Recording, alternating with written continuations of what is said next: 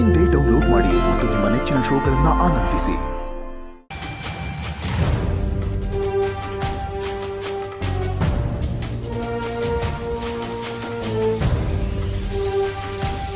ದಯವಿಟ್ಟು ಕ್ಷಮಿಸಿ, ಪ್ಲೀಸ್ ಕೂತ್ಕೊಳ್ಳಿ.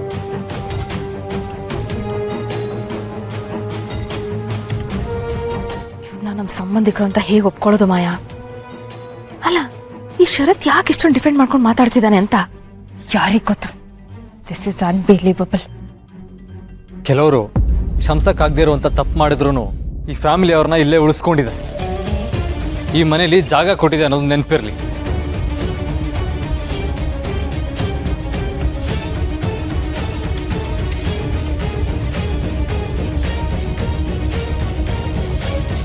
ನಿನ್ನಂಥೊಳಗೆ ಈ ಮನೆಯಲ್ಲಿ ಜಾಗ ಈಗಲೇ ಈ ಕ್ಷಣನೇ ಈ ಮನೆಯಿಂದ ಆಚೆ ಹೋಗು. ನೀನಾದ್ರೂ ಅತ್ತಿಗೆ ಹೇಳೋಣ, ನಾನು ಯಾವ ತಪ್ಪು ಮಾಡಿಲ್ಲ. ಈಗ ಮಾಳವಿಕಾ ತಗೊಂಡಿರೋ ನಿರ್ಧಾರ ಸರಿಯಾಗಿದೆ ಅಂತ ನನ್ಗನ್ಸ್ತಾ ಇತ್ತು. ಒಂದು ಚಿಕ್ಕ ಮಗುಗೆ ಹಿಂಸೆ ಕೊಡುವಂತ ಮನಸ್ಥಿತಿ ಇರೋಳಿಗೆ ಈ ಮನೇಲಿ ಜಾಗ ಇಲ್ಲ, ನಿನ್ನ ಅಗತ್ಯನೂ ಇಲ್ಲ.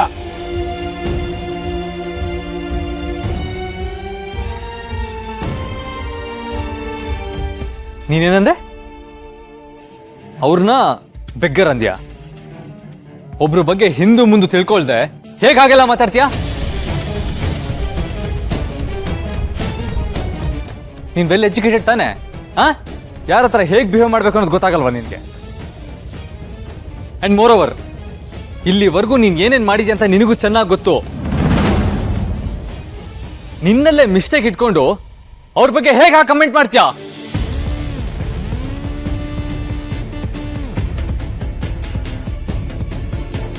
ಎಲ್ರಿಗೂ ಹೇಳ್ತಾ ಇದ್ದೀನಿ, ಕರೆಕ್ಟಾಗಿ ಕೇಳಿಸ್ಕೊಳ್ಳಿ. ಬೇರೆಯವ್ರ ಬಗ್ಗೆ ಕಮೆಂಟ್ ಮಾಡೋಕ್ಕಿಂತ ಮುಂಚೆ ತಮ್ಮ ಸ್ಥಾನ ಏನು, ನಾವ್ ಯಾರು, ನಾವ್ ಏನೇನ್ ಮಾಡಿದೀವಿ ಅನ್ನೋದು ಚೆನ್ನಾಗಿ ನೆನಪಿರ್ಲಿ. ಎಲ್ರು ಅವ್ರವ್ರ ಲಿಮಿಟಲ್ಲಿ ಇದ್ರೆ ಎಲ್ರಿಗೂ ಒಳ್ಳೇದು.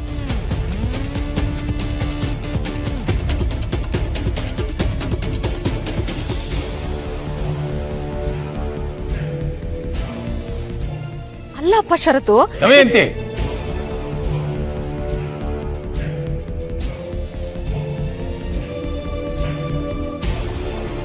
ಶರತ್ ಹೇಳಿದ್ದು ಅರ್ಥ ಆಯ್ತು ತಾನೆ?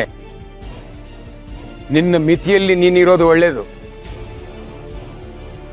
ಶರತ್, ಇಷ್ಟೊತ್ತು ನೀನು ಏನೇನು ಮಾತಾಡಿದ್ಯೋ ಅದೆಲ್ಲ 100% ಕರೆಕ್ಟ್ ಆಗಿದೆ. ನಿನ್ ಜೊತೆ ನಾನಿದ್ದೀನಿ. ನಿನ್ನ ಅಭಿಪ್ರಾಯನೇ ನನ್ನ ಅಭಿಪ್ರಾಯ.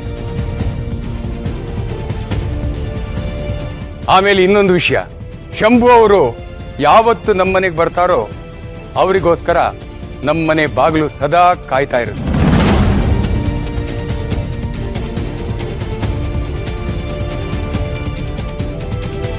ಯಾರು ಅವರನ್ನು ತಡೆಯೋ ಹಾಗಿಲ್ಲ. ಅರ್ಥ ಆಯ್ತಾ?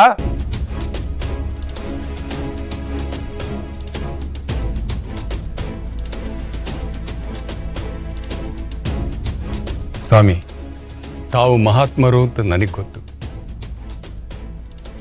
ಆದರೆ ನಮ್ಮ ಮನೆಯಲ್ಲಿ ಕೆಲವರಿಗೆ ಅಲ್ಪ ಬುದ್ಧಿ. ಅವ್ರ ಹುಟ್ಟುಗುಣನೇ ಅಷ್ಟೇ. ಅವರಿಂದ ತಮಗೇನಾದರೂ ಬೇಜಾರಾಗಿದ್ರೆ, ಅವಮಾನ ಆಗಿದ್ರೆ ಅವ್ರ ಪರವಾಗಿ ನಾನು ಕ್ಷಮೆ ಕೇಳ್ತೀನಿ.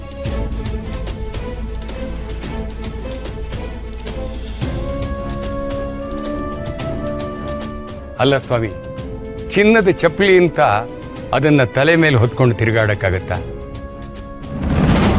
ಅದನ್ನು ಕಾಲಿಗೆ ಹಾಕ್ಬೇಕಲ್ವಾ? ಅದರ ಸ್ಥಾನ ಅಲ್ಲೇ. ಹಾಗೇನೆ ನಮ್ಮನೆಯಲ್ಲಿ ಕೆಲವರಿದ್ದಾರೆ, ಏನು ಮಾಡೋದಕ್ಕಾಗೋದಿಲ್ಲ. ತಾವು ದಯವಿಟ್ಟು ತಪ್ಪು ತಿಳಿಬೇಡಿ.